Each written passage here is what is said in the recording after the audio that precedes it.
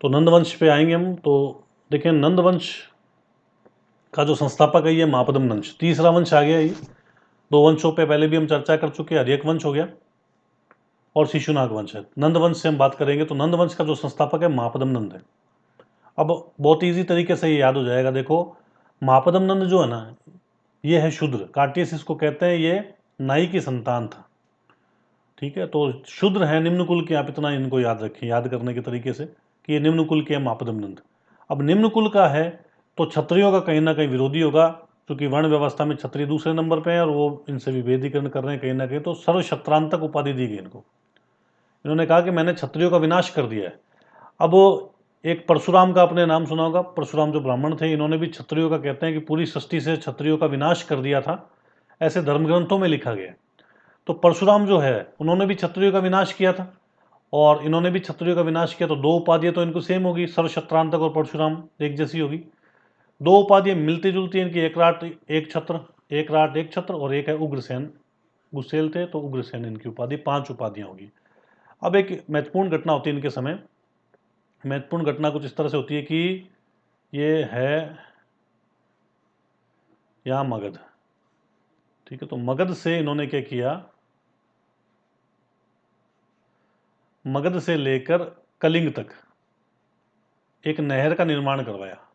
ठीक है, अपने जीवन काल में इन्होंने नहर का निर्माण करवा दिया। और इनके बाद में, काफ़ी समय बाद में, मौर्योत्तर काल में एक शासक आए थे जिनका नाम है खारवेल, जो ये नीचे यहाँ मेंशन भी है, देखें खारवेल।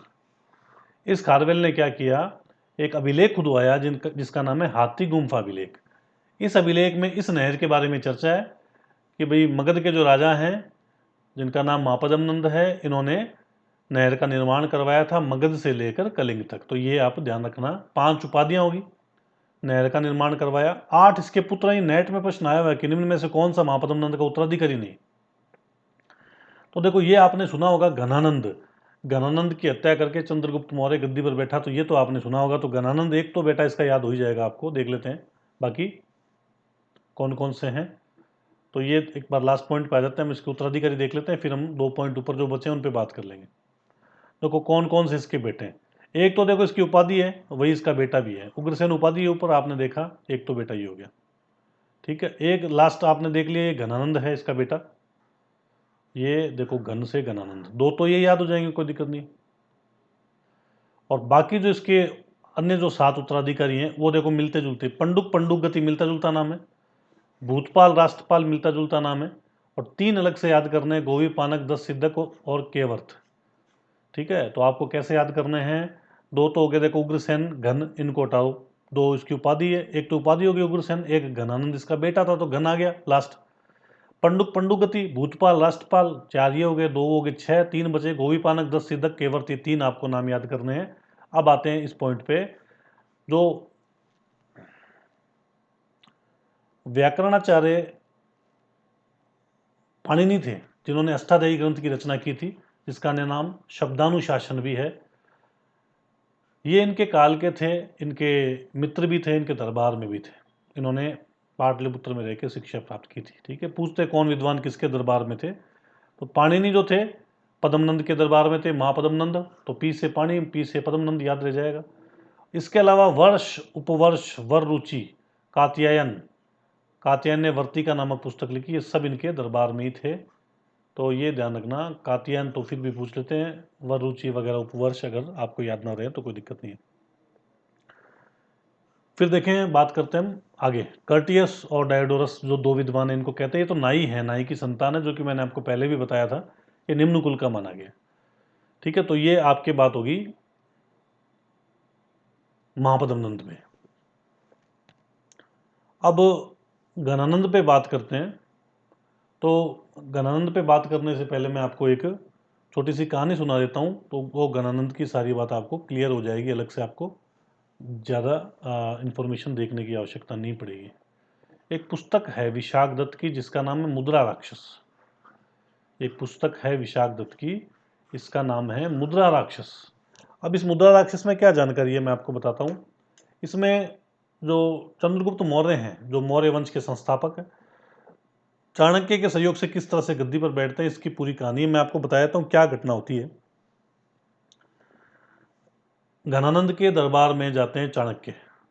और इस समय चूंकि इन्होंने जनता पर काफ़ी टैक्स वगैरह लगा रखे थे, जनता को परेशान कर रखा था, यद्यपि इनके पास बहुत बड़ा कोष था, बहुत बड़ी सेना थी, फिर भी जनता को ये परेशान कर रहे थे। तो इस बात को लेकर कहीं ना कहीं इनमें नाराजगी थी चाणक्य में। दूसरी बात, एक किसी विद्वान ने कहा कि भाई ब्राह्मणों को भोजन करवाना चाहिए, तो इन्होंने अपने दरबार में बिठा के ब्राह्मणों को भोजन कराना प्रारंभ किया। और ब्राह्मणों को भोजन करवा रहे थे तो उसी समय इनको चाणक्य पर इनकी नज़र पड़ी। तो चाणक्य को जैसे ही इन्होंने देखा तो लगा इनको कि ये तो थोड़े, उनके मुंह पे चेचक के दाग थे, थोड़ा उनका सांवला रंग था। बाकी तो ब्राह्मण थे, हष्टपुष्ट थे और गोरे थे, तो और सुंदर थे काफ़ी। तो इन्होंने कहीं ना कहीं उनकी मजाक उड़ा दी और ये बात इनको, नाराज़गी तो पहले भी थी, तो इन्होंने इस बात से और अधिक नाराज़ हुए। नाराज़ होकर इन्होंने अपनी जटाएं बांध ली और चोटी बांध ली और एक प्रण लिया कि मैं तो तेरा सर्वनाश कर दूंगा, और जब तक मैं सर्वनाश नहीं करूंगा मैं पाटलिपुत्रा में प्रवेश नहीं करूंगा, और जंगलों की तरफ चले जाते हैं। तो एक क्षेत्र में, जंगल में एक क्षेत्र में इन्हें एक शिकारी दिखता है। शिकारी के साथ में कुछ एक बच्चे होते हैं, और ये शिकारी उन बच्चों से कह रहा होता है कि यदि तुम यदि मैं एक तीर चलाऊं और तीर किसी भी एक पक्षी पे लगेगा, पक्षी जमीन पर गिरने से पहले पहले जो इसको उठा के ले आएगा मैं उसको मुक्त कर दूंगा।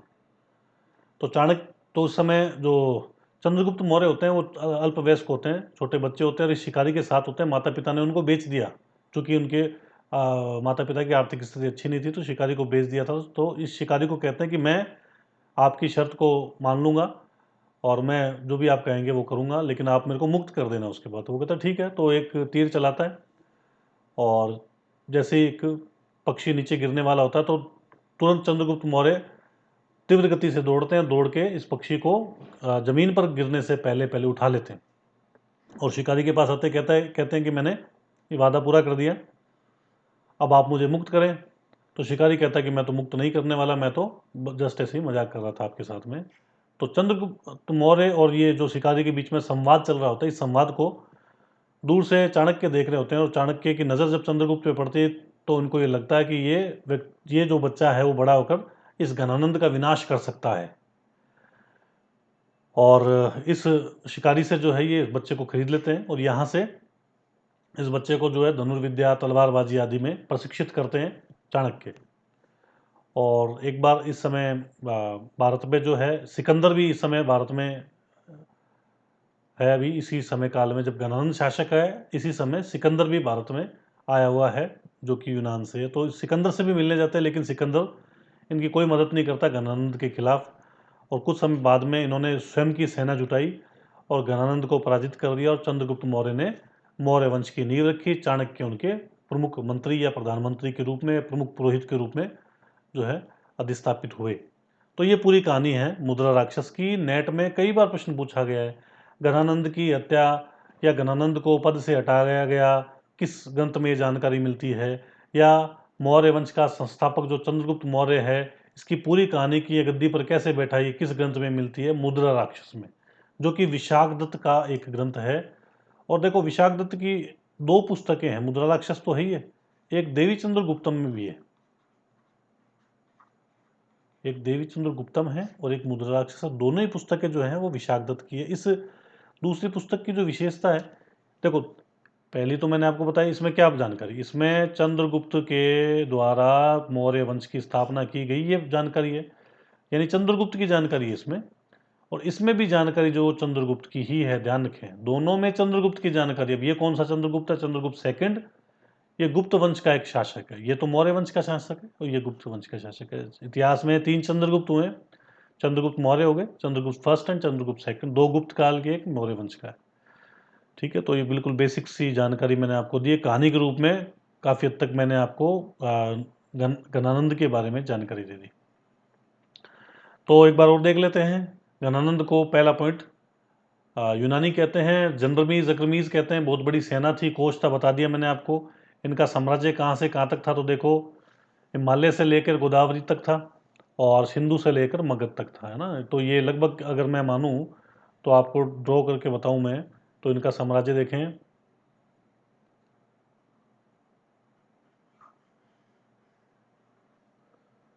ये प्रत्येक काल का आपको साम्राज्य विस्तार ध्यान में होना चाहिए। ये हिमालय हो गया, यहाँ नीचे गोदावरी यानी महाराष्ट्र हो गया, ये महाराष्ट्र इलाका हो गया, महाराष्ट्र। ऊपर कश्मीर है हिमालय, ये कश्मीर हो गया, ठीक है। इधर तो ये मगध हो गया, मगध बिहार हो गया, और इधर ये सिंधु वाले क्षेत्र तक पहुंच गए थे, यानी ये समझ लो कि पाकिस्तान तक फैल गए थे। ये इनका क्षेत्र है महापद्म नंद का। तो ये आपने बात कर ली। नंद वंश के शासकों की विशेषता ये थी, ये जैन धर्म को इन्होंने संरक्षण प्रदान किया था। चूँकि ये आप विशेष तौर पे बात ध्यान रखें कि पाटलिपुत्र के अधिकतर जो शासक हैं, इन्होंने गैर वैदिक धर्मों को ही संरक्षण दिया। गैर वैदिक धर्मों को संरक्षण देने का इनका कारण यही है कि अगर वैदिक धर्म को संरक्षण दे देते तो कर्मकांडों के माध्यम से इनका जो राजतंत्रात्मक व्यवस्था है, इसको फलने फूलने ही नहीं दिया जाता। तो ये ध्यान रखें। और कल्पक एक मंत्री भी हैं जो कि महापद्म नंद के दरबार में था, जो कि जैन मंत्री था। अब आगे ये जानकारी है गणानंद के बारे में कि जनमत की उपेक्षा की, ब्राह्मण चाणक्य को अपमानित किया, सारी बात मैंने आपको बता दी। इस असंतोष का लाभ उठाकर चाणक्य और चंद्रगुप्त ने गणानंद की हत्या की, और ये जानकारी मिलती है विशाखदत्त की मुद्रा राक्षस में। मैंने आपको ये सारी बात बता दी है। अब ये जो काल है 600 BC का, ये बहुत ही महत्वपूर्ण काल है। इस काल की विशेषता ये कि इस समय विदेशी अटैक भी हुए थे। देखो अपने गणतंत्र, राजतंत्र, ये आपने देखे महाजनपद, इसके बाद में आपने कुछ राजवंश देखे। इसके अलावा विदेशी अटैक भी इस समय होंगे। इस काल में धार्मिक क्रांति भी आपको देखने को मिलेगी। जैन बौद्ध जैसे प्रमुख धर्म भी इस समय देखने को मिलेंगे। यानी बहुत ही महत्वपूर्ण ये टॉपिक माना जाता है। कम से कम जो है 2 से 3 क्वेश्चन जो है इस टॉपिक से आएंगे ही आएंगे नेट में, ये तो आप मान के चलो। ईरानी अटैक पे बात करते हैं कि ईरान ने भारत पर हमला किया, कहाँ ईरान था, कब हमला हुआ, क्या हुआ, ये सारी बात हम करेंगे। एक मैं आपको फ़ोटो दिखाना चाहूँगा। इस फोटो के माध्यम से आप देख लो। देखो 2 मार्किंग करके, एक तो ये रहा और एक ये रहा, 2 मार्किंग है। तो ये तो ईरान है। देखो भारत का पड़ोसी देश पाकिस्तान, पाकिस्तान की सीमा ईरान से लगती है, तो ईरान से अटैक हुआ एक तो। और दूसरा अटैक हुआ ये जो है ये यूनान है ना, ये मैंने जो मार्किंग कर रहा हूँ ये यूनान है। यूनान से भारत में हमला हुआ। 2 हमले होते हैं इस काल में। क्योंकि कहीं ना कहीं ये बात ही क्लियर नहीं हो पाती, सर ईरान कहाँ है या यूनान कहाँ है। तो मैंने आपको बताया यूरोप के अंदर है यूनान, तो जिसको ग्रीस कहते हैं वर्तमान में। ईरान को पर्सिया भी कहा गया था, फारस भी कहा गया था प्राचीन काल में। तो ईरानी अटैक पे हम बात करेंगे। तो ईरानी अटैक सबसे पहले देखो भारत पे जो हमला हुआ था, ये हुआ था साइरस का। सबसे पहला हमला जो हुआ था ये किसका हुआ था? साइरस का हमला हुआ था। लेकिन ये सफलतापूर्वक अभियान नहीं कर पाया, भारत की भूमि को नहीं जीत पाया था, ध्यान रखें। तो पहला सफल हमला किसने किया? डेरियस ने किया, जिसका नाम इतिहास में दारा प्रथम भी जाना जाता है। ये इंपॉर्टेंट इस परिप्रेक्ष्य में है, इसको मैं अशोक से जोड़ रहा हूँ, इसको मैं अशोक से जोड़ रहा हूँ। अशोक से जोड़ने का मेरा कारण ये है कि अशोक ने अभिलेख खुदवाए थे। ये अभिलेख इस दारा के अभिलेख से ही कहीं ना कहीं इंस्पायर होकर खुदवाए गए थे, ध्यान रखना। अशोक ने जो अभिलेख खुदवाए थे ये डेरियस से या दारा से प्रभावित होकर खुदवाए गए थे, ठीक है। तो इतिहास में पहला सफलतापूर्वक ईरानी हमला जो किया गया था ये डेरियस प्रथम या दारा प्रथम के द्वारा किया गया था। और भारत के कई क्षेत्र इसने, जैसे कंबोज है, इस पर हम बात कर चुके हैं, और गांधार है ना, जो दोनों पड़ोसी देश हैं, दोनों पड़ोसी राज्यों को इसने जीत लिया था, जो उत्तर पश्चिम के जो क्षेत्र हैं। 3 अभिलेख हैं इसके काल के, बेस्तून, पर्सिपोलिस, नक्शरुस्तम। इन अभिलेखों से भारत और ईरान के संबंधों की जानकारी मिलती है। अब इसके बाद आया जरियस, और अब पूछते हैं कि ईरानी जो आक्रमण है इसका प्रभाव क्या है। तो देखो बात कर लेते हैं लिपि पे। तो एक तो सबसे प्राचीनतम लिपि प्रश्न पूछें तो आप आंसर देना ब्राह्मी लिपि, ठीक है। भारत की सबसे प्राचीनतम लिपि ब्राह्मी लिपि। और फिर एक लिपि आई आरामाइक लिपि, उत्तर पश्चिम में चल रही थी, उत्तर पश्चिम भारत में, लेफ्ट राइट राइट लेफ्ट, जैसे सिंधु में लिपि थी, आरामाइक लिपि। इसी आरामाइक लिपि का विस्तार या विकास आप कह सकते हो खरोष्ठी लिपि में। खरोष्ठी लिपि जो है इसी आरामाइक लिपि का विस्तार या विकास है। और एक लिपि और है यूनानी लिपि। अभी 4 लिपियाँ होगी, चारों लिपि अशोक के अभिलेख में देखने को मिलती है। याद रख लेना, बात होगी क्लियर कि भाई ब्राह्मी लिपि प्राचीनतम लिपि, अरामाइक लिपि उत्तर पश्चिम में चली थी। इस अरामाइक लिपि का ही संशोधित रूप था खरोष्ठी लिपि, जो कि left right right right left चलती थी। और एक लिपि और यूनानी, चारों लिपियों का प्रयोग अशोक के अभिलेख में किया गया। तो खरोष्ठी लिपि मैंने इसलिए बताई यहाँ पे कि ईरान का जो भारत में हमला हुआ था, इसका प्रभाव ये था कि भारत में खरोष्ठी लिपि का प्रचार होने लगा। तो एक तो ये ईरानी हमला हो गया। दूसरा हम बात करते हैं सिकंदर पे। तो सिकंदर के आक्रमण पर हम चर्चा करेंगे। इससे पहले एक मैं आपको छोटी सी कहानी फिर से सुना देता हूँ। किससे कहानियों में इतिहास आपका आसानी से कंप्लीट हो जाएगा और काफ़ी चीज़ें इससे आपको समझ में भी आ जाएगी, याद भी रह जाएगी। देखो हुआ क्या था। यूनान में मैसेडोनिया एक क्षेत्र है और मैसेडोनिया का राजा था फिलिप सेकंड। एक आंख नहीं थी, युद्ध के अंदर एक आंख उसकी फूट गई थी, पट्टी बांध के रखता था एक आंख पे। तो इमेजिन करते रहो। और फिलिप सेकंड ये राजा था। फिलिप सेकंड की जो रानी थी जिससे सिकंदर उत्पन्न हुआ था, ये जादूगरनी थी, जादू टोने करती थी। तो फिलिप को बिल्कुल उस पर यकीन नहीं था। फिलिप को ये अनुमान था कि कहीं ना कहीं कभी भी मुझे ये मेरी हत्या करवा सकती है और इस सिकंदर को गद्दी पर बिठा सकती है। इसलिए सिकंदर से भी ये फिलिप नफरत करता था। कुछ समय बाद इसने विवाह कर लिया।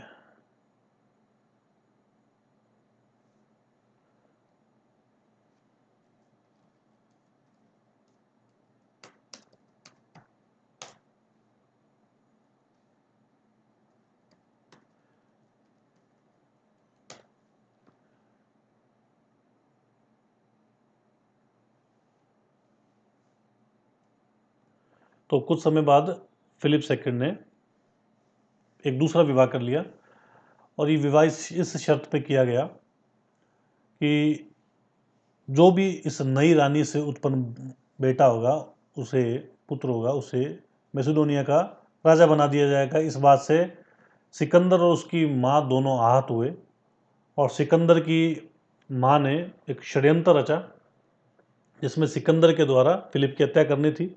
एक भव्य दरबार आयोजित किया गया फिलिप के द्वारा और ये घोषणा करनी थी इसमें कि जो जो नई रानी से अब उत्पन्न जो पुत्र है, इसे मैसेडोनिया का छत्र बनाया जाएगा, राजा बनाया जाएगा। तो इसी समय सिकंदर के द्वारा पिता के गले मिलने के बहाने, पिता को उपहार देने के और गले मिलने के बहाने पिता की हत्या कर दी गई। स्वयं जो है सिकंदर सम्राट बन गया, शासक बन गया। इसके पिता का सपना था विश्व विजय करना।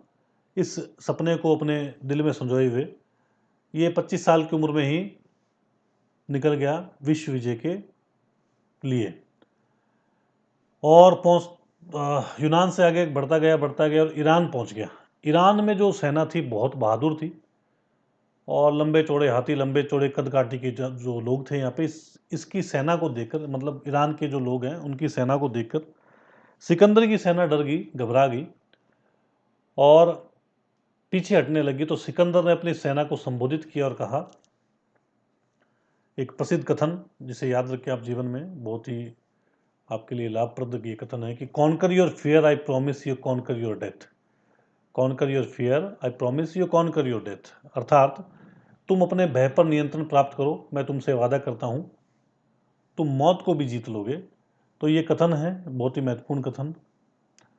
तो इससे इसकी सेना में जोश भरा और इन्होंने ईरान को पराजित कर दिया। भारत की तरफ जैसे घुसे तो तक्षशिला में एक व्यक्ति था जिसका नाम है आंबी। ये भारत में दो गद्दार माने जाते, एक तो ये आंबी है, इसने आत्मसमर्पण किया और भारत में युद्ध करने के लिए भी कहा सिकंदर को कि आप आगे भी बढ़ो। और एक था जयचंद जिसने गौरी को बुलाया था भारत में पृथ्वीराज तृतीय को पराजित करने के लिए। तो आंबी ने आत्मसमर्पण कर दिया और आगे बढ़ा सिकंदर जैसे ही। और कहते हैं कि जहाँ सिकंदर जो हिमालय की तराई से आगे बढ़ रहा था तो इस समय एक गणतंत्र था, एक गणतंत्र था जिसका नाम है अगस्त लोई। ये प्रश्न पूछते हैं।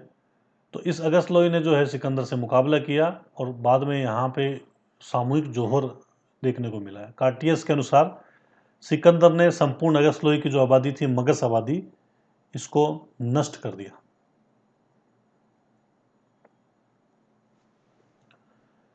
तो आगे बढ़ते हैं। अब इस समय जो महत्वपूर्ण राजा था भारत में, जो उत्तर में, ये था पुरु का पोरस। पोरस और सिकंदर के बीच में एक भयंकर युद्ध हुआ और इस युद्ध में सिकंदर की विजय हुई और पूर्व का पोरस पराजित हो गया। लेकिन सिकंदर की महानता यहाँ देखें कि सिकंदर ने युद्ध में पोरस को पराजित भी कर दिया और उसको उसका क्षेत्र भी लौटा दिया। ये सिकंदर की मानता, इसलिए इतिहास में सिकंदर को द ग्रेट कहा जाता है, अशोक को द ग्रेट कहा जाता है, अकबर को द ग्रेट कहा जाता है। वो क्यों कहा गया उनको, जब वो टॉपिक आएंगे तब हम चर्चा करेंगे। तो यहाँ ये जो युद्ध होता है, इस युद्ध के बारे में कई बार प्रश्न पूछते हैं कि ये युद्ध कहाँ हुआ था। झेलम नदी के तट पे हुआ था। तो ये युद्ध कहाँ हुआ था? झेलम नदी के तट पर ये युद्ध होता है। और झेलम का जो दूसरा नाम आपको पता है वित्सता भी है ना, और इसे यूनानी भाषा में हाइडिस्पिस भी कहते हैं। तो यह युद्ध झेलम, वित्सता और हाइडिस्पिस के युद्ध के नाम से जाना जाता है। और ये युद्ध कब होता है? 326 ईसा पूर्व में ये युद्ध होता है। 326 इतिहास में बहुत महत्वपूर्ण युद्ध है। इसी से भारत का स्थायी कालक्रम शुरू हो गया, ऐसा माना गया। सिकंदर भारत में लगभग 19 महीने रहा था। ये भी प्रश्न आया है। तो जो जो प्रश्न है किसी भी परीक्षा में, जो जितने भी आज तक के प्रश्न है वो सारे हम डिस्कशन कर लेंगे। फिर आगे ये भी नेट में प्रश्न आया हुआ है कि सिकंदर ने 2 नगर बनाए हैं, बसाए हैं। जैसे बुकाफेला बसाया ना, तो किस नदी के तट पे बसाया? तो झेलम नदी के तट पे बसाया। और एक निकैया है। तो एक तो बुकाफेला तो अपने घोड़े की स्मृति में, और एक निकैया जो है विजय की स्मृति में, कि मैंने भारत में विजय की, इस संदर्भ में इसने 2 नगर बसाए। थक गई थी सेना सिकंदर की, फिर से लौटी पीछे। भारत से आगे नहीं बढ़े सिकंदर। सिकंदर को विश्व सम्राट कहना एक कहीं ना कहीं महज औपचारिकता है, क्योंकि पूरी विश्व विजय नहीं की है। अगर मैं आपको फोटो में दिखाऊंगा तो आप देखेंगे कि इसने तो भारत में देखो इतने क्षेत्र पर शासन किया है। यूनान से लेकर यहाँ, अगर बात करूँ, यहाँ से शुरू हुआ और यहाँ तक पहुँचा। इसके अलावा तो अगर आप देखें केवल 20 से 25% ही ये क्षेत्र होगा। पूरा विश्व तो बाकी बड़ा था अभी। लेकिन कुछ अमेरिकन इतिहासकारों ने, कुछ यूरोपियन इतिहासकारों ने इनको महान बना दिया, जितने महान ये शायद नहीं थे। विश्व सम्राट कहा गया, लेकिन विश्व सम्राट तो शायद नहीं है। ठीक है, एक बड़े क्षेत्र पर अधिकार करना भी एक बड़ी बात थी। सिकंदर की सेना थक गई थी। सिकंदर की सेना फिर से बेबीलोनिया लौट गई, ईरान। यहाँ सिकंदर ने विवाह भी कर लिया और अब निर्णय लिया कि कुछ समय तक यहाँ विश्राम करेंगे, फिर आगे फिर अभियान करेंगे, भारत से आगे बढ़ेंगे। सेना को ये भनक लगी और सेना ने अब एक षड्यंत्र रचा, सिकंदर को कैसे भी करके मारा जाए। सिकंदर को एक कोट गिफ्ट किया गया, एक चोगा गिफ्ट किया गया। सिकंदर में जैसे उसे पहना तो उसमें लगा हुआ था जहर। सिकंदर के पूरी बॉडी के अंदर, पूरी शरीर में जहर फैल गया। सिकंदर नीला पड़ गया। विश्व के जितने भी बड़े बड़े डॉक्टर्स हैं वो सब डॉक्टर्स बुलाए गए, कुछ भी नहीं कर पाए। सिकंदर के जीवन में कुछ क्षण ही महज बचे थे जीवन के। तो सिकंदर ने कहा कि 3 घोषणाएं कर देना तो पूरे विश्व में पता रहे। पहली घोषणा सिकंदर ने कहना कि सिकंदर जब मर रहा था तो विश्व के सारे डॉक्टर्स आ गए, सारे वैद्य आ गए, लेकिन सिकंदर को नहीं बचा सके। यानी जब मौत आती है तो कोई बचा नहीं सकता। दूसरा सिकंदर का कथन, सिकंदर ने कहा कि जब मैं मर जाऊं तो मेरे हाथ खुले रख देना, ताकि जनता को, दुनिया को ये पता चले कि जो खाली हाथ आया वो खाली हाथ ही जाएगा। तीसरा कथन सिकंदर का, जो सिकंदर ने कहा कि ये कहना आम दुनिया को दर्शाना इस कथन के बारे में भी, कि सिकंदर की जितनी भी दौलत है सिकंदर के अर्थी के पीछे फेंक दी गई, यानी साथ में कुछ भी नहीं गया, जो कमाया यहीं रह जाएगा। तो इस तरह से सिकंदर का 323 ईसा पूर्व में बेबीलोनिया में निधन हो जाता है, ईरान में निधन हो जाता है। ये सिकंदर की एक छोटी सी कहानी, और काफ़ी हद तक आपकी कहानी के माध्यम से सिकंदर भी समझ में आ गया होगा।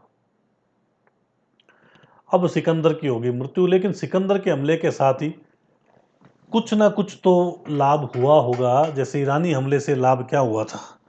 ईरानी हमले से लाभ ये हुआ, खरोष्ट लिपि चली तो सिकंदर के हमले से क्या लाभ हुआ है? तो सिकंदर के हमले से जो लाभ हुआ है वो पहला तो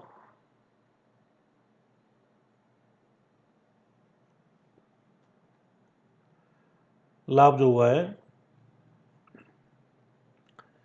देखिए जब भी सॉरी विदेशी हमला होगा तब एक विशेषता यह है कि विदेशी हमले की विशेषता यह है कि उत्तर पश्चिम से हमेशा मार्ग खुल जाएगा आर्थिक मार्ग खुल जाएगा, उत्तर पश्चिम से हमेशा आर्थिक मार्ग खुल जाएगा, व्यापार वाणिज्य बढ़ेगा। तो सिकंदर के हमले से भी व्यापार वाणिज्य बढ़ा। ध्यान रखें, प्रश्न पूछा जाता है कि सिकंदर के हमले का सबसे ज़्यादा लाभ कहाँ हुआ, किस क्षेत्र में हुआ। तो यूनानी आक्रमण का सबसे ज़्यादा जो लाभ था वह आर्थिक लाभ ज़्यादा था। पहला पॉइंट तो क्लियर हो गया आपके। दूसरा कि सिकंदर के हमले के साथ ही कुछ लोग भारत में आए और गांधार क्षेत्र में आके बस गए, और इन्होंने यहाँ जो है मूर्तिकला की एक शैली की शुरुआत की जिसको गांधार शैली कहते हैं। तो गांधार शैली का विकास ये भी यूनानी प्रभाव है। तीसरा हम बात करते हैं कि सिकंदर के आक्रमण से भारतीय इतिहास को निश्चित कालक्रम प्राप्त हुआ। इससे पहले इतिहासकार ये मानते थे कि भारत में जो है निश्चित कालक्रम ही नहीं है, क्योंकि इतिहास लिखा नहीं जाता था, और भारतीय संपर्क बड़ा। उलुक मॉडल के जो है सिक्के भी ढाले जाने लगे थे। अब कुछ और हम चर्चा करते हैं राजत्व का सिद्धांत और प्रशासन पे। तो इस काल में देखो, जनपद से महाजनपद बने, हमने बात कर ली। राजतंत्र में व्यवस्था संचालित होने लगी, हमने बात कर ली। और जब राजतंत्र व्यवस्था है तो कहीं ना कहीं करारोपण प्रणाली यानी नियमित कर लिया जाएगा, ये भी अंडरस्टूड है। बलि शुल्क भाग, ये कई तरह के कर हैं। बलि साधक मतलब बलि यानी टैक्स वसूल करने वाला। रज्जु ग्राहक मतलब, रज्जु मतलब रस्सी, उस समय भूमि की माप रस्सी से होती थी, अतः भूमि की माप करने वाला रज्जु ग्राहक। इसके बाद हम बात करेंगे कि करारोपण प्रणाली व्यवस्थित हो गई थी, स्थायी सेना भी अपॉइंट की गई, लेकिन रक्त संबंध से पृथक नौकरशाही की स्थापना भी होगी थी। और बड़ा राजा जो था, यानी जैसे बिंबिसार को क्षेत्रीय बिंबिसार कहा गया था, मतलब एक बड़े क्षेत्र पर शासन करने वाला राजा इस समय देखने को मिलता है। सभा समिति जैसी संस्थाएं जो है, इनका अस्तित्व अब समाप्त हो गया था, जो कि वैदिक काल में। अधिकारियों को महामात्र कहते थे, और जिनमें कुछ एक अधिकारी, मंत्री, सेना नायक आदि हैं। टैक्सेशन, प्राचीन काल में फिक्स टैक्सेशन याद रखना 1/6 रहा है। राजकीय मोहर जारी हुई और न्यायिक अधिकार ज़्यादा प्राप्त होने लगे। अर्थव्यवस्था पे बात करें तो पहली बात हम कर चुके हैं, ये जब हमने टॉपिक शुरू किया था तब, कि यहाँ के मर्दबांड कैसे थे। NBPW मर्दबांड है, नॉर्दर्न ब्लैक पॉलिश्ड वेयर मर्दबांड है, लोहे का प्रयोग करने लगे थे। अब एक प्रश्न ये पूछते हैं कि इस काल में जो अपने कुएं कैसे, देखो छोटे कुएं होते हैं, घेरेदार कुएं, वो इस काल में है। जबकि जो बड़े कुएं हैं, बड़े कुएं जो सीढ़ीदार कुएं हैं, ये सीढ़ीदार कुएं हैं, ये अपने गुप्तोत्तर काल की विशेषता है, ध्यान रखें। सीढ़ीदार कुएं गुप्तोत्तर काल में हैं, और ये जो घेरेदार कुएं हैं ये अपने इस काल में हैं, अपने 600 BC में और मौर्य काल में, दोनों काल में, ध्यान रखना ये बात। धान की रोपाई पत्ती की शुरुआत होगी, हमने ये भी बात कर ली थी पहले कि रोपाई पत्ती से क्या हुआ कि कृषि क्षेत्र में काफ़ी परिवर्तन हुआ, उत्पादन में बढ़ोतरी हुई। चूँकि इस काल में हम बात करें तो तीनों बातें हम देख रहे हैं, X1 भी, X2 भी, X3 भी। अब X1, X2, X3 क्या है? X1 यानी कृषि अधिशेष, बड़ी मात्रा पे कृषि का उत्पादन हो रहा है। X2 मतलब आंतरिक व्यापार, X3 मतलब बाह्य व्यापार। जब देखें कृषि का उत्पादन अधिक होगा यानी कृषि अधिशेष होगा, तो व्यापार भी होगा, आंतरिक और बाह्य व्यापार। व्यापार होगा तो सिक्के होंगे। तो इस काल की विशेषता सिक्के देखने को मिलते हैं, हाथ सिक्के इनको कहा गया। हाथ सिक्कों का मतलब है कि इन पे 5 अलग अलग तरह के मार्क बने, निशान बने हैं। पंचमार्क सिक्के भी ये कहलाते हैं, जिन पे हाथी, मछली, सांड आदि की आकृतियां हैं। अब देखें व्यापार हो रहा है तो व्यापारिक वर्ग भी होंगे, व्यापारिक संगठन भी होंगे। व्यापारिक संगठन जो है इस काल में, इनको गिल्ड कहते हैं, इंग्लिश में GUILD, गिल्ड। और इसको आप जो है श्रेणियां भी कह सकते हैं। देखो, श्रेणियां कह दो, गिल्ड कह दो, एक ही बात है। आगे हम बात करेंगे श्रेणियों के जो अधिकारी हैं। ये प्रश्न पूछते हैं कि जो व्यापारिक संगठन हैं जिनको श्रेणियां कहा गया इस काल में, इनके प्रमुखों का नाम क्या है? जेठक कह दो, ज्येष्ठक कह दो, या भांडागार अधिकृत कह दो। अब ये श्रेणियां क्या क्या कार्य करती है, और देखो, जेठक, ज्येष्ठक, भांडागार अधिकृत व भांडागारिक, ये तो है श्रेणियों के प्रमुख। और कोई बड़ी श्रेणी है तो इसका प्रमुख माना जाएगा महाश्रेष्ठी। अब श्रेणियां क्या क्या काम करती है? देखो, ये अपनी छोटी सेना रखती है, चूंकि व्यापारिक संगठन है, एक जगह से दूसरी जगह व्यापार करेंगे तो सेना की आवश्यकता पड़ेगी, इनको लूटपाट ना हो जाए। सिक्के जारी करती है, मंदिर बनाती है, माप तोल करती है, ये कई काम जो ये श्रेणियां करती है। बैंक के रूप में एक तरह से कार्य करती है। तो ये नीचे फोटो में आप देख के समझ जाओगे, ये व्यापारिक वर्ग है जो कि कहीं ना कहीं एक जीएसटी का विरोध कर रहा, तो ये क्या है, व्यापारिक वर्ग क्या कहलाएगा, श्रेणियां कहलाएगी। ठीक है, ये हमने बात कर ली। महाश्रेष्ठी भी बात कर ली कि श्रेणियों का जो प्रमुख है महाश्रेष्ठी कहलाएगा। और श्रावस्ती का महाश्रेष्ठी ये है अनाथ पिंडक, और कौशाम्बी का व्यापारियों का महाश्रेष्ठी है धोतक। तो ये क्या है, बड़े बड़े, मतलब ये अंबानी अडानी है उस समय, कैसे समझ लो, अनाथ पिंडक और धोतक। इन्होंने कई अवैदिक धर्मों को, संगठनों को अनुदान दिया, पैसा दिया। जैसे कि जो अनाथ पिंडक है, प्रश्न आया हुआ है, अनाथ पिंडक ने जेतवन नामक बौद्ध विहार और घोषित ने घोषित राम नामक विहार दान में दिए। और अब एक प्रश्न ये भी पूछते हैं कि जो जैसे ये एक मान लो जगह ए से जा रहा है बी जगह पर, व्यापारिक संगठन व्यापार कर रहे हैं, क्योंकि उस समय तो पैदल या घोड़ों पे उन पे ही जाते थे। तो एक जगह से दूसरी जगह तक अगर ये व्यापारिक संगठन जा रहा है, मतलब गतिशील श्रेणियां हैं, कारवां में चलने वाली श्रेणियां हैं, तो ये क्या कहलाएगी, सार्थवा कहलाएगी। ध्यान रखना, सार्थवा क्या है, गतिशील श्रेणियों का जो प्रमुख है वो कहलाएगा सार्थवाह। और इस काल की एक और विशेषता कि इस काल में दूसरा जो नगरीकरण है वह इस काल में अस्तित्व में आया था। दूसरा नगरीकरण, ध्यान रखें, पहला नगरीकरण सिंधु घाटी सभ्यता, उसी के साथ पतन हो गया। इस काल में दूसरा नगरीकरण अस्तित्व में आया। और ये दूसरा नगरीकरण, एक तो ये पूछते हैं कब हुआ, तो 600 BC में, जो हम टॉपिक पढ़ ही रहे हैं। दूसरा ये पूछते हैं कि कहाँ हुआ, तो ये गंगा घाटी में होता है। ये रही गंगा घाटी, ये रहे बड़े बड़े नगर, ये रही बड़ी बड़ी इमारतें। फोटो देख के समझ जाना दूसरा नगरीकरण कब हुआ। सोसाइटी पे बात करते हैं तो एक इंपॉर्टेंट बात मैं आपको बताता हूँ यहाँ कि देखो, वर्ण व्यवस्था क्या है।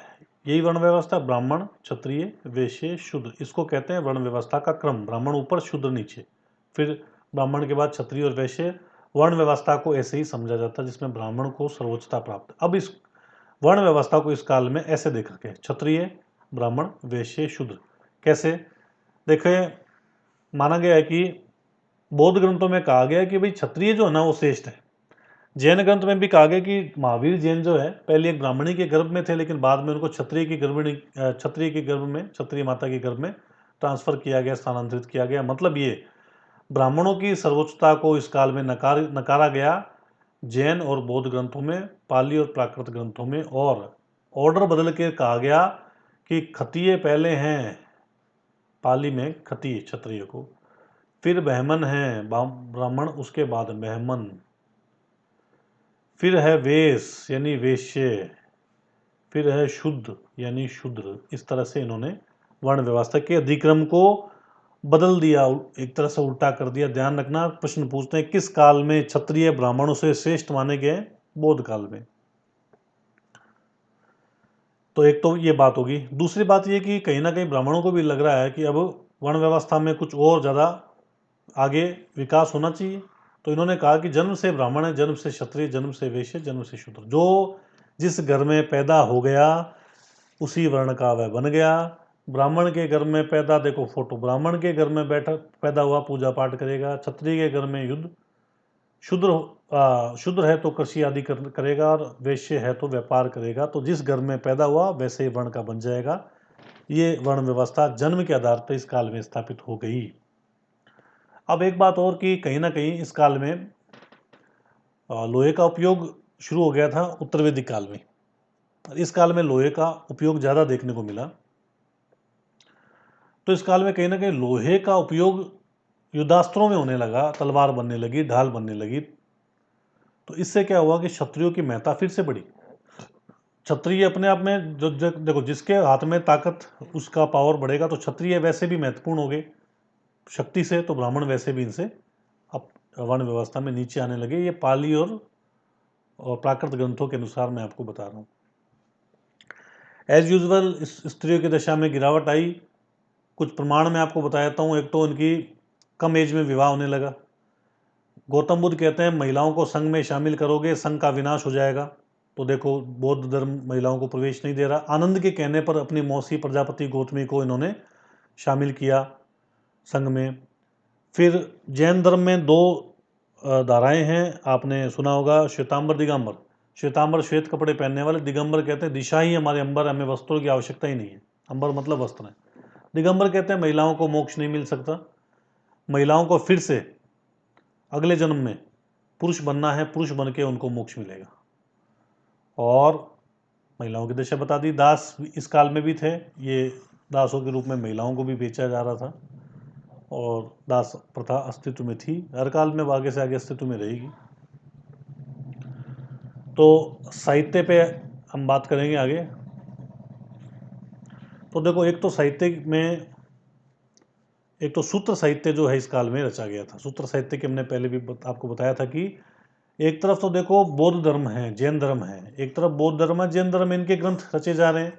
इनसे मुकाबला करने के लिए ब्राह्मणों ने जो ग्रंथ रचे हैं ना, ये ब्राह्मणों ने जो ग्रंथ रचे हैं, ये सूत्र साहित्य कहलाता है। ठीक है, तो सूत्र साहित्य की रचना भी इस काल में गद्य पद्य में रची गई है। दूसरा ये कि इस काल में तक्षशिला एक शिक्षा का केंद्र था, जिसके अवशेष आज जितने बचे हैं वो मैंने आपको फोटो में नीचे में दर्शा रहा हूँ। ये तक्षशिला है, शिक्षा का बहुत बड़ा केंद्र था, पाकिस्तान में स्थित था। पाणिनि ने, जीवक ने, कौटिल्य ने यहाँ से शिक्षा प्राप्त की थी। कौटिल्य ने यहाँ से शिक्षा भी प्राप्त की थी और यहाँ के आचार्य भी रहे थे। उस समय शिक्षा क्या थी देखो, तर्क की शिक्षा, किसी धर्म विशेष की शिक्षा, इस तरह की जो शिक्षा दी जाती थी। और उस समय कोई आज के इस तरह कोई अलग से कोई इतिहास की या फिर समाजशास्त्र की शिक्षा नहीं दी जाती थी। ये शिक्षा का बड़ा केंद्र तक्षशिला। अब धर्म के बारे में हम चर्चा करेंगे, इसका परिचय लेके मैं इसको समाप्त कर दूंगा। तो देखो, इस काल में ये काल जो एक धार्मिक क्रांति का काल माना जाता है। इस काल में ये धार्मिक क्रांति का काल क्यों माना जाता है कि ब्राह्मण, क्षत्रिय, वैश्य, शूद्र 4 वर्ग है ना। अब ब्राह्मणों की कर्मकांड के माध्यम से इतनी विशेषता, उनकी इतने ज़्यादा ये शक्तिशाली बनते चले गए कि इनका विरोध होना आवश्यक था। तो इनका विरोध हुआ। विरोध किया किसने? क्षत्रियों ने। और इस समय ये जो विरोध के स्वर हैं, इसमें केवल जैन बौद्ध ही नहीं है, अपितु कहते हैं 64 संप्रदाय जो हैं वो अस्तित्व में आए।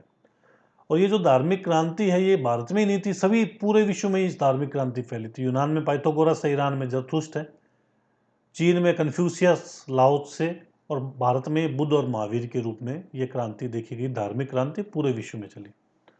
अब ये कुछ प्रमुख जो है धार्मिक संस्थान हैं, इनके प्रवर्तक हैं, इनको देख लेते हैं। मक्खली गोशाल। मक्खली गोशाल के बारे में प्रश्न पूछते हैं कि एक तो आजीवक संप्रदाय का संस्थापक कौन है। ठीक है, कोई दिक्कत नहीं है, मक्खली गोशाल है, बता दोगे।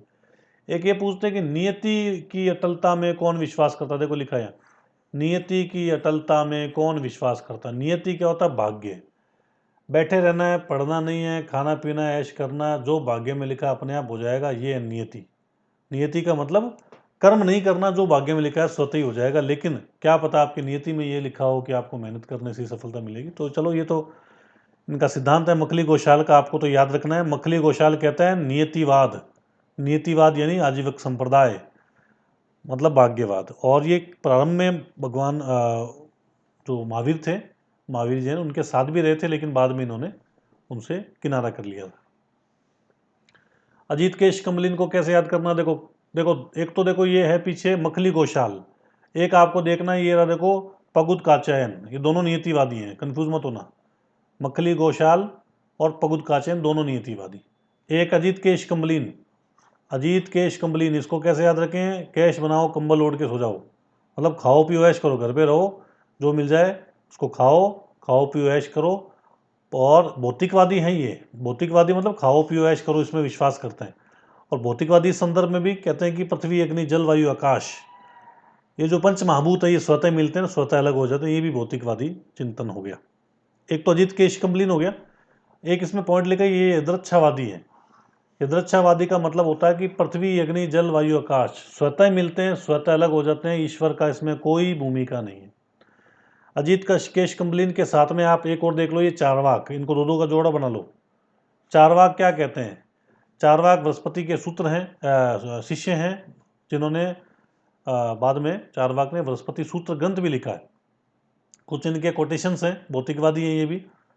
एक कोटेशन तो सामने लिखा हुआ ही है, याव जीवेत सुखम जीवेत, ऋणम कृत्वा घृतम पिबेत। जब तक जियो सुख से जियो, चाहे आपको उधार लेके घी पीना पड़े। भस्मी भूतस्य देहस्य पुनरागमन कृत, कि भस्म हो जाओगे, देह खत्म हो जाएगी, और कोई पुनर्जन्म नहीं है, जो आनंद लेना है इस जीवन में आनंद लो। एक कथन है इनका, पित्वा पित्वा पुनः पित्वा यात पतति भूतले, पियो पियो इतना पियो जब तक कि धरती पर नहीं गिर जाओ। मतलब जीवन का एकदम आनंद लो, पूरे तरह से भौतिकवादी हैं।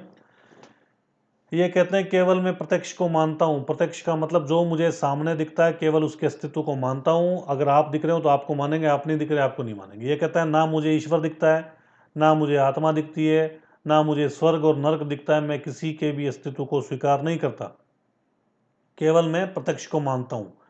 कहते हैं ये इंद्रियार्थ सन्निकर्षम जन्म ज्ञानम प्रत्यक्षम। जो मुझे इंद्रियों के सन्निकर्ष से जो ज्ञान प्राप्त होता है केवल मैं उसी को मानता हूँ। मतलब इंद्रियां मतलब जो आपकी हाथ पैर हैं, जो आपको टच करके फील होके पता चल रहा है। आंखों से मैंने आपको देखा या हाथ से मैंने आपको फील करके देखा तो आपका अस्तित्व है, अन्यथा आपका अस्तित्व नहीं है। ये चारवाक का सिद्धांत है। चारवाक कहते हैं कि आपके हाथ में एक तीतर है, आपके हाथ में एक तीतर है या एक चिड़िया है या एक बटेर है, तो आप उसको पका के खा लो। ऐसा नहीं है कि झाड़ी में पड़ी दो तीतर के पीछे पड़ जाओ और एक हाथ में जो तीतर है उसको भी छोड़ दो। ठीक है, तो ये इनका चारवाक का सिद्धांत है कि मतलब जो समय है उनका बेहतरीन उपयोग कर लें, ये चारवाक का सिद्धांत। तो ये दो दो के जोड़े बताए मैंने आपको। पूरण कश्यप जो है ये पूरी तरह से कंफ्यूज हैं। ये कहते हैं ना जन्म होता है ना पुनर्जन्म होता है, इस तरह का सिद्धांत देते हैं, अक्रियवादी सिद्धांत देते हैं ये। और संजय वेलिदीपुत्र ये अनिश्चयवादी, निश्चय नहीं कर पाती, ये दोनों मिलते जुलते हो गए, पूरण कश्यप और संजय वेलिदीपुत्र, ये भी अनिश्चय कंफ्यूज है। कहते हैं कि ना तो मैं इस मत को स्वीकार करता हूँ, ना मैं इस मत का खंडन करता हूँ, ना मैं कहता हूँ स्वर्ग है, ना मैं कहता हूँ नर्क है। पूरी तरह से ये कंफ्यूज है। ये इस तरह का इन्होंने मत दिया। तो ये जैन धर्म और बौद्ध धर्म का जो दर्शन है इनको हम अलग से देखेंगे।